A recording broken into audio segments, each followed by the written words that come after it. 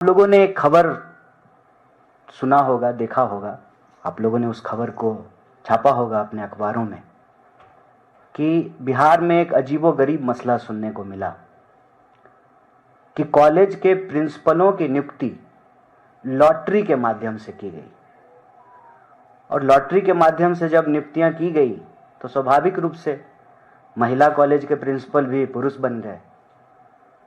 उसके बाद जो है वाइस चांसलर साहब का इंटरव्यू आया और बहुत सारी सफाई जो है वो दे रहे थे।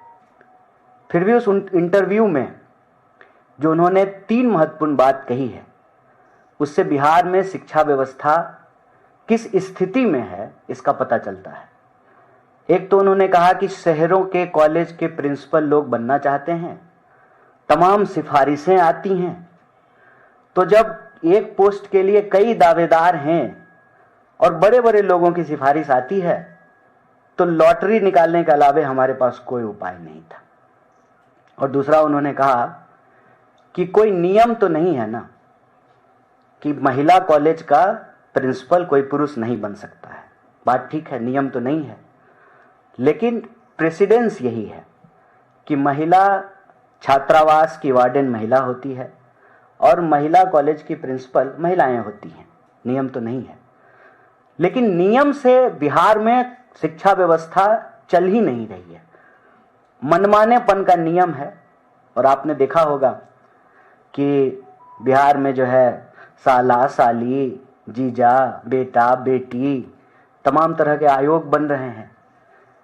शिक्षकों की नियुक्तियां कैसे हो रही हैं, प्रिंसिपल की नियुक्ति कैसे हो रहा है, वाइस चांसलर की नियुक्ति कैसे हो रहा है, इसका पूरा पर्दाफाश जो है अपने आप होता हुआ दिखता है। बिहार की शिक्षा व्यवस्था को लेकर के आज एक कहावत बिल्कुल फिट बैठती है, अंधेर नगरी चौपट राजा, टके सिर भाजी, टके सिर खाजा। मतलब मनमाने तरीके से बिहार में शिक्षा व्यवस्था चल रही है। कहने को उच्च शिक्षा है जो अपने निम्नतम स्तर पर है।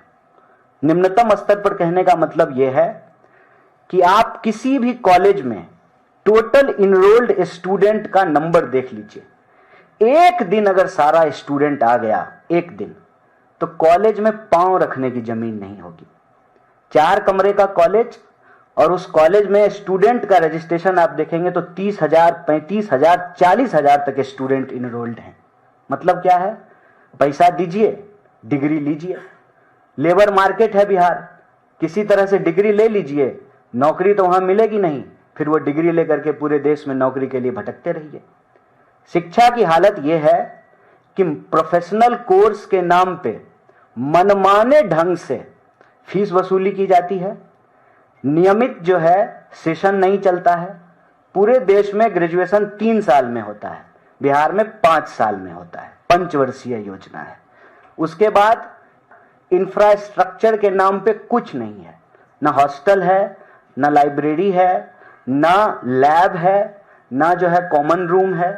इंफ्रास्ट्रक्चर के नाम पे वहां पर स्टूडेंट को हर चीज की व्यवस्था अपने आप करनी पड़ती है। अगर स्टूडेंट बाहर कोचिंग में जाकर के पढ़ाई ना करे, कहीं भी नियमित क्लास नहीं चलता है। मतलब इंफ्रास्ट्रक्चर नहीं है, कॉलेज में जरूरत से ज्यादा स्टूडेंट इनरोल्ड होते हैं क्योंकि नियमित क्लास होता नहीं है, सेशन समय पे नहीं चलता है। और विश्वविद्यालय बहुत दुखद है, जिस प्रदेश का इतिहास हो कि जहाँ पर नालंदा विश्वविद्यालय हो, जहाँ पर बुद्ध को ज्ञान मिला हो, जिसको ज्ञान की भूमि कही जाती है, वहाँ पर विश्वविद्यालय भ्रष्टाचार और लूट का अड्डा बने हुए। अपनी डिग्री है आपकी, आप पैसा दे करके एडमिशन लिए हैं, ना कॉलेज आपको पढ़ाया, ना आपको लैब कराया, ना लाइब्रेरी की सुविधा मिली।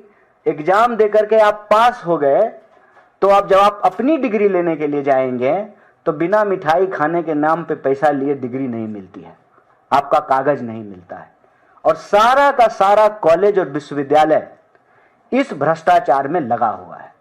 और यह भ्रष्टाचार का सिस्टम जो है उसी को पर्दाफाश करता है यह लॉटरी सिस्टम से प्रधानाध्यापकों की और प्रिंसिपलों की, प्राचार्यों की नियुक्तियां।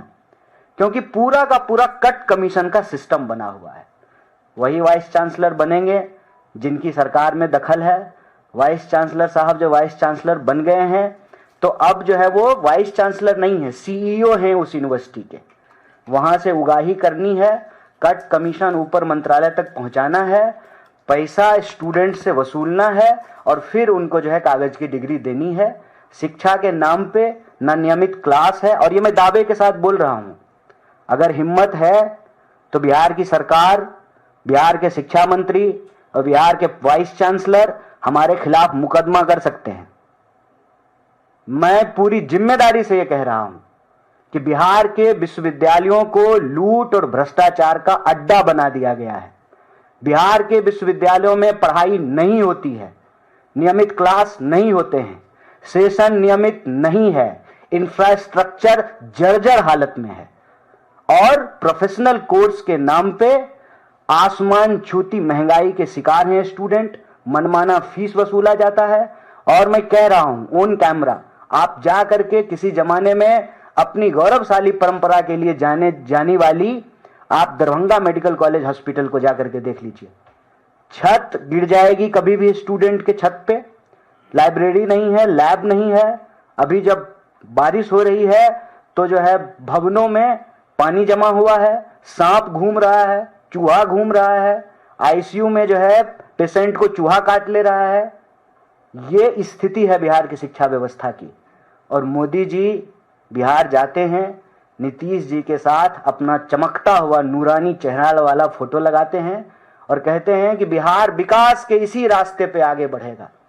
यही विकास है जहां 3 साल में डिग्री नहीं मिल रही है, क्लास रेगुलर नहीं हो रहा है, लाइब्रेरी है ही नहीं, लाइब्रेरी है तो किताब नहीं है। यही विकास है। ये एक बहुत गंभीर मसला है। जब हम नहीं चाहते थे कि इस पर बातचीत हो, लेकिन जब पूरी दुनिया बात कर रही है और हमारे ऊपर हंस रही है कि बिहार में क्या स्थिति हो गई है कि प्रिंसिपलों की नियुक्तियां लॉटरी के माध्यम से हो रहा है, ये अपने आप में बिहार की शिक्षा व्यवस्था को पर्दाफाश करता है।